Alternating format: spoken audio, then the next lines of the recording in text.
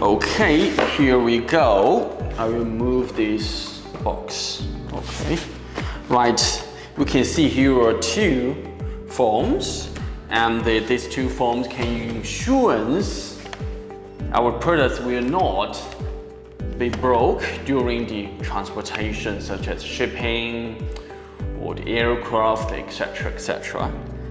And we also got very smooth feel. Okay, when I touch it, I feel very smoothly. So I will remove this film. Then let's see what about the real products.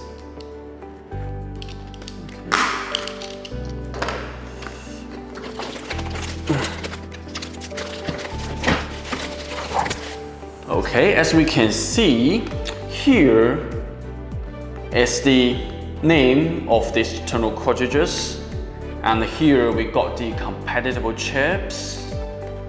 It's quite huge products, and here is our very nice OPC.